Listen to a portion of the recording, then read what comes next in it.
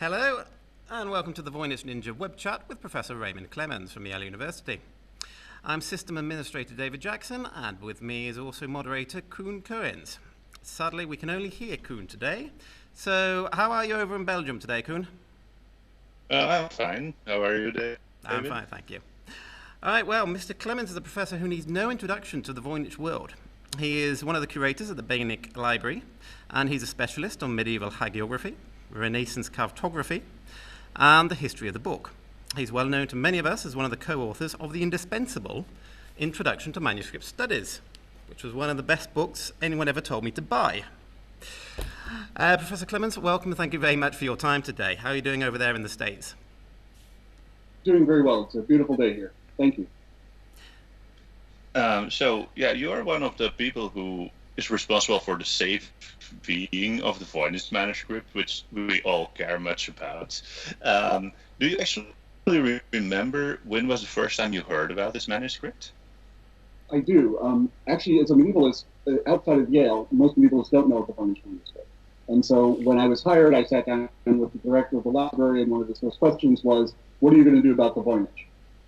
To which I replied, what would you like me to do about the Voynich? Not knowing what it was. And he explained that the Voynich received something like 4 times the amount of web hits than any other manuscript in our collection. And so that medievalists, classically trained, broad medievalists would actually take a look at it. Because it had gotten so wrapped up in the hype about cryptography that a lot of medievalists really weren't interested in it. So we were hoping to bring it to the audience, I think that would be appropriate for it. Yeah, and do you remember the first time you saw it? What you thought? What your impression was? Yeah, this is embarrassingly cliched, but it's a lot smaller than I thought it would be. That is cliche. That's what everybody says. Just for such an important manuscript and how beautiful the images and everything, I was expecting it to be a little bit larger. But it's the images, the facsimile does a decent job, but it is one of those things where to see it in person is very different. So I do remember seeing it. I remember being tantalized by the text, hoping that it would make some sense. But it's a very plain binding. We think it was rebound in the 19th century and not put in the binding that you would expect for a manuscript like this. Yeah, exactly. I've also been told that, for example, the color are vibrant when you see it in real life. Is that also something you could confirm? Or? Yeah. More vibrant than what you would expect when you're used to the scans.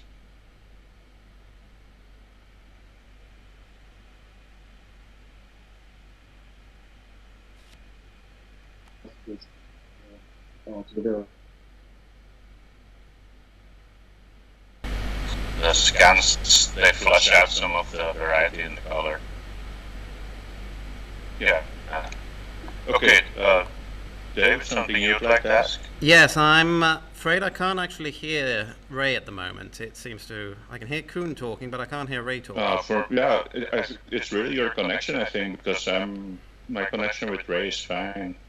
This is absolutely... I can hear you. Yeah, we're hearing you if you are, but yeah, you're the one recording, so... That's the trouble, I'm the one recording. So you're going to be recording what I hear. This thing is supposed to be 20 megabytes, which is good for southern Spain, but it's cutting out. Professor, can you hear me now?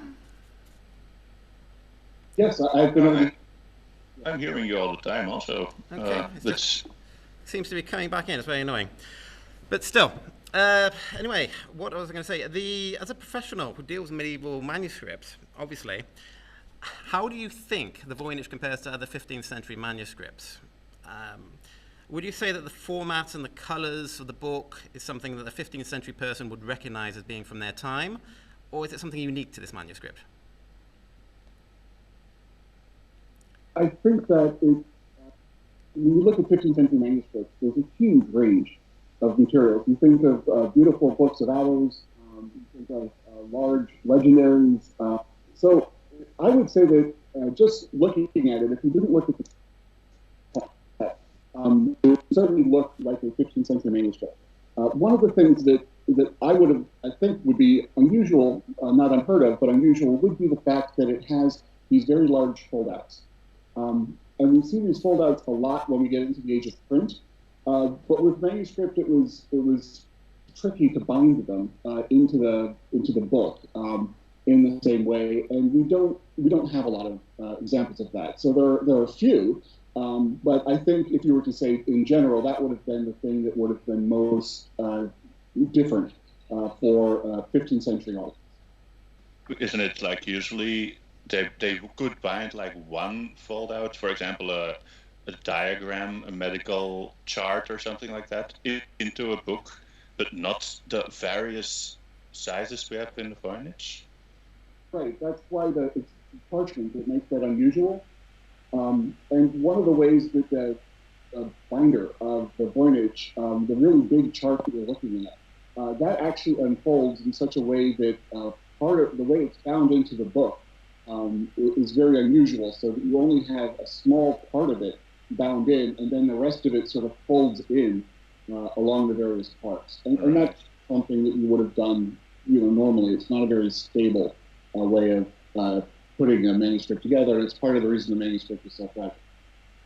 That reminds me of something people suggest, that initially they were meant like single sheets, like kind of posters, almost like something you could hang on the wall almost, that have been just like shaped into a codex form, but they used to be just like single sheets because, for example, sometimes if you look at the bifolios, the image will actually continue across the opposite page, even though other pages have been bound in between.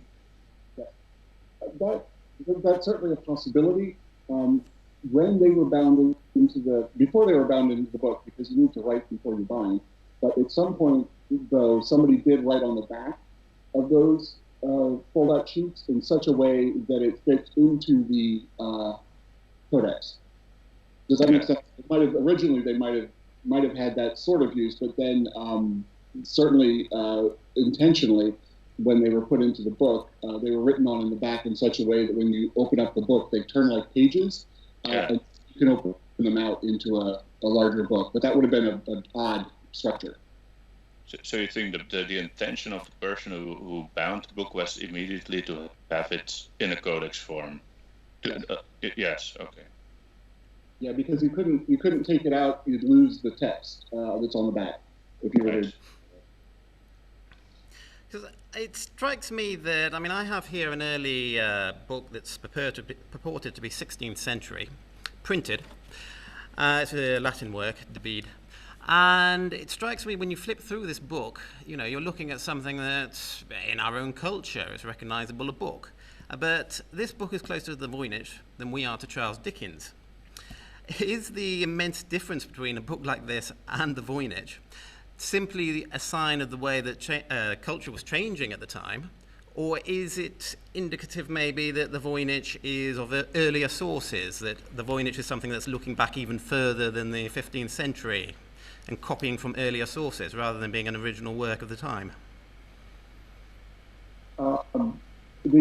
Certainly the earlier sources for materials like the Voynich. If you look at herbals, which is what the majority of the Voynich seems to be, at least in terms of its imagery, those go back hundreds of years. So you have 12th century, 13th, 14th, 15th century.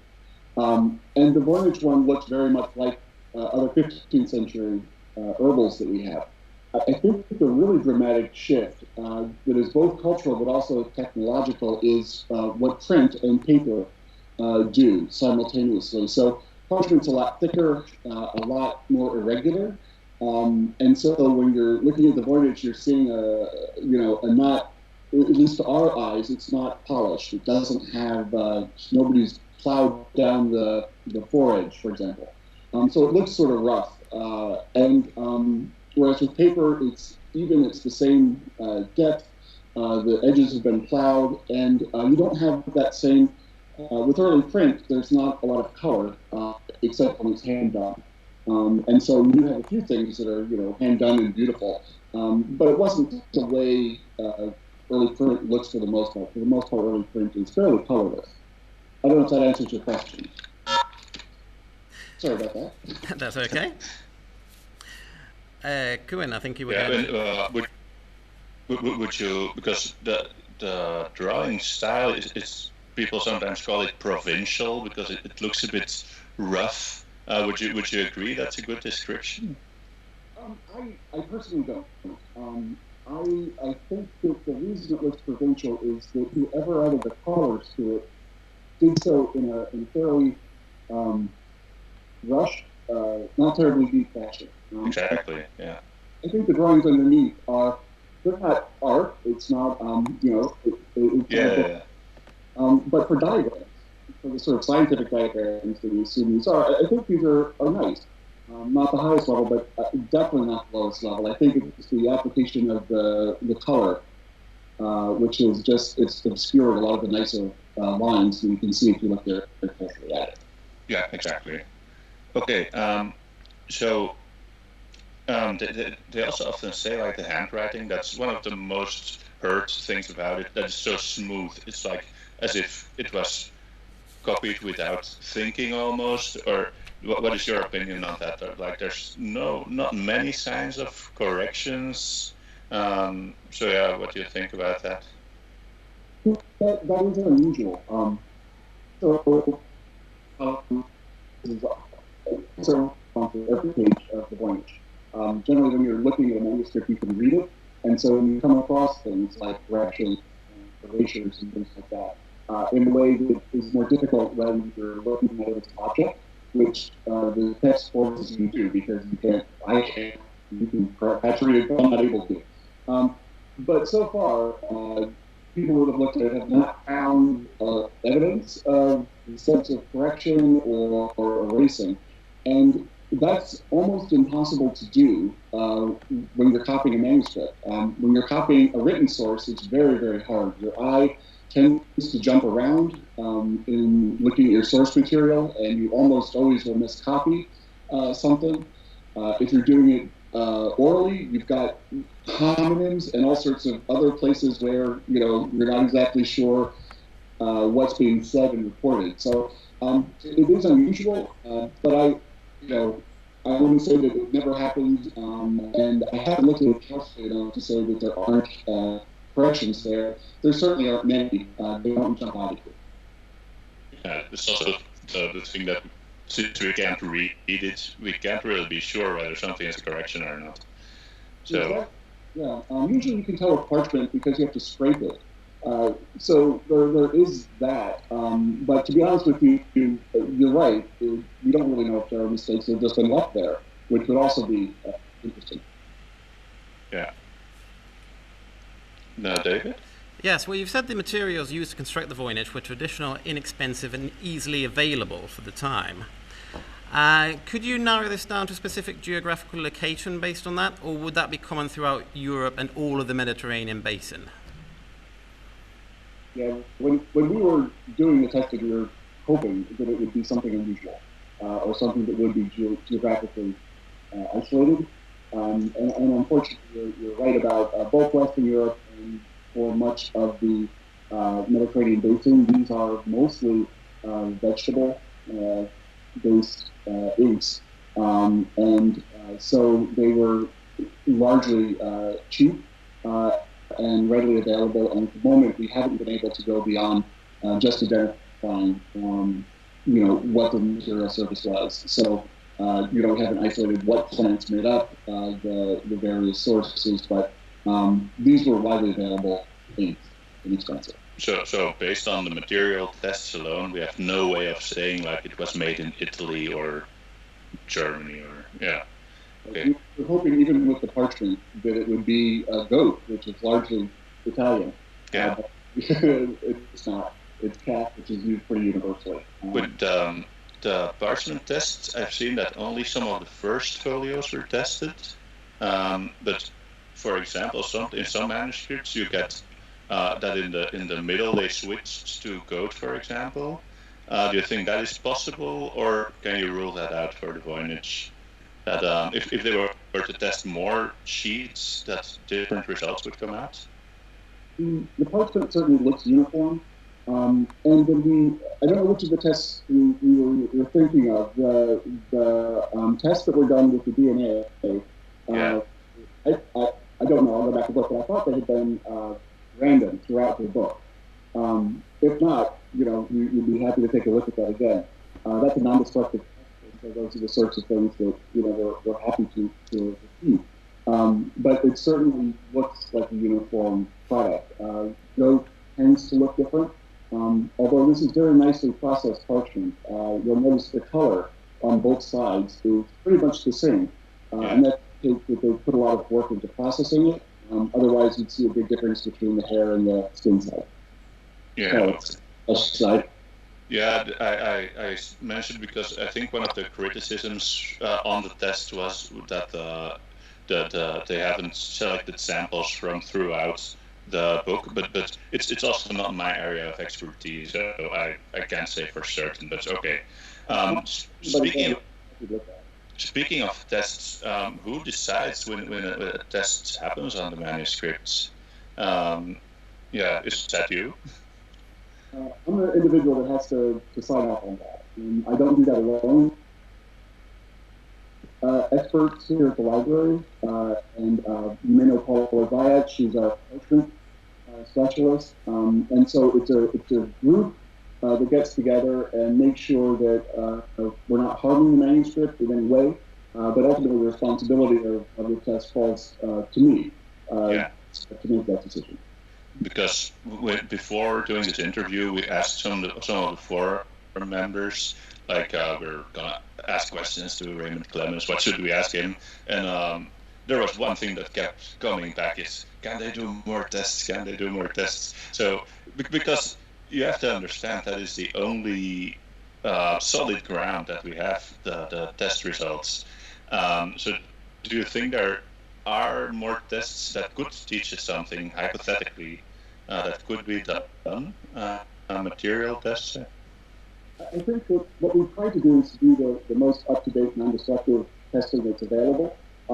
Mentioned if we did only the first few folios, we could certainly go back and some sporadically throughout. I think we're going to have to wait a little bit on there's DNA testing that in a few years will be able to tell us much more specifically about what breed of animal it came from, so a particular type of cat. At the moment, the technology, they need to do a lot more tests to establish what the various breeds are. But once they're able to do that, I think it would be a good time to go back and retest it and say, okay, now that we have this, can we do more DNA testing, for example, on it? But yeah, I'm always open to what we want to do is to provide as much information as we can about it in a way that doesn't harm the manuscript. So if it's non-destructive testing, what we try to do is provide to the public as much as we have, and as you say, if we've done something where we've only done a part of it and we should do more, we're certainly open to looking at that if we thought it would give us more information. So on the one hand, though, there's also a point at which we're going to have to accept on faith, because as I said, it doesn't at the moment. Science has not gotten us up closer. It's given us some dates which are fantastic, like localization. It would have been wonderful if we had had a unique thing, but we didn't. And so, as we get more testing, we're certainly open to doing that. We're not in any way limiting that, but I also have to make sure that the book itself doesn't. Every time we test it, it goes to a lab, so that means it has to, cover there. It's out of my hands, which makes me a little bit nervous. They treat it wonderfully, but still, it's not building. It comes back. So again, we try to limit the impact on the manuscript, because in 100 years, we want people to be able to come in and do their tests, which will be probably far more accurate. Much better. All right. Ages for 2070. Do you? Now that it seems that the stigma about researching into the book is starting to become broken, and the more academics are starting to come back and look at this properly, I mean, is there much interest going on behind the scenes over there in the library, and can we expect more academic papers to be published on this in the short term or in the medium term? Certainly, you're right. There's a lot of interest, and I've looked at a few articles that are coming through. So far, nothing has been revolutionary that I've seen. So, but it's only been a year, really, that the facsimile has been out there, and we're hoping that it continues to generate interest. But it's also going to take research. I think if anyone is going to come up with real analysis of the text, they're going to have a paleographer who's actually able to break the script into individual letters. And at the moment, what Voynich uses is sort of a rough go at that. But I think in order to do that, it's going to take a year of study. Yeah. One of the things I'd like to ask you about, since you're an expert on hagiography, I hope I'm pronouncing that right, is it's often said that the Voynich, it lacks signs of what we should expect more Christian imagery in it if it was an authentic European 15th century document. But it's really rare. There are like 3 crosses maybe. Do you think that is normal? What's your opinion on that? The apparent lack of iconography. For scientific work. So if you look at herbals, you're not going to see a great deal of reference. If there's reference, it would be in the text. Right. This is a prayer that you say when you're picking this herb, but it wouldn't have shown up in the images themselves. And that's true of the astrological material, the pharmacological material. And I don't really know what to do with the bathing women. That's that's what I'm mostly talking about. Let's be honest. So that's the weird part. Yeah, to be honest with you, we don't have anything to compare it with, so we can't say that it's lacking or something. Yeah. And so that's kind of a sui generis problem. But no, I there are all sorts of medical books and scientific books that would not have thought to have overt Christian imagery or any religious imagery. Okay. So what about cartography? Do you think there are any cartographical elements in the book? Do you think there's any attempts at mapping? I mean, it could even be a sort of a Greek periplus in there, which some people have suggested that it's encoded trading routes throughout the Mediterranean and that sort of idea. It's very unique and very coded. So the closest I would come to cartographic would be to talk about the star charts and things like that.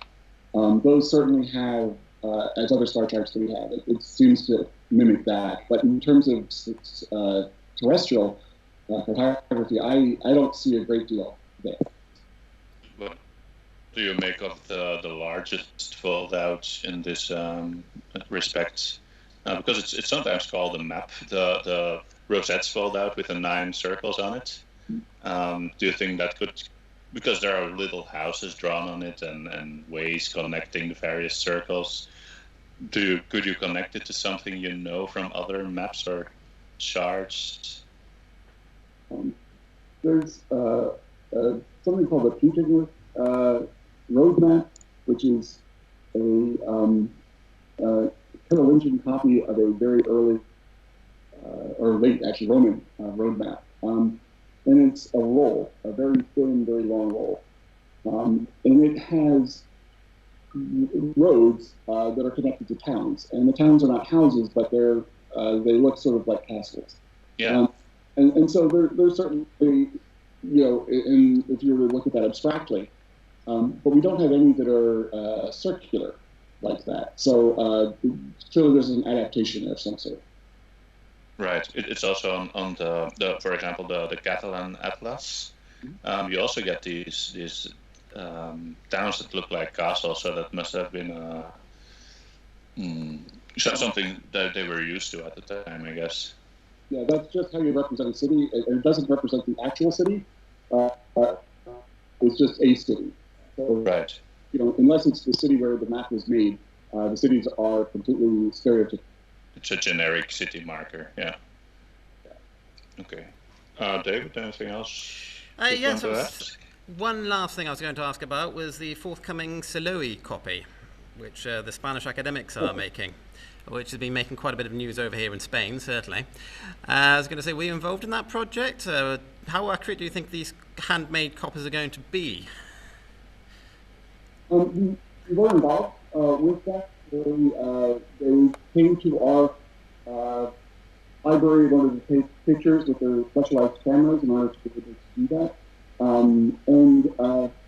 I haven't seen what they've done with the Voynich, but I have seen what they've done with other manuscripts. And we thought that they did a very good job with things like color matching and with things like the texture of parchment, for example, even though it's not actually parchment. So I can't tell you what the finished product is or looks like, but we certainly did that in collaboration with them, and for a very different audience. Obviously, those are much more expensive than the photo facsimiles. So we saw those as two entirely different groups of people that would be interested. Some people would want something that looked and felt like the actual manuscript, and for those, the Siloe we thought would be great. And for those that wanted more to sort of study it, but didn't have the funds for a facsimile, the photo facsimile would be useful. But I haven't seen it yet, so I'm pretty anxious as well to see what the final copy will look like. Wow, that should Does that answer? Yeah. Yeah, no, well, that should be out shortly, so.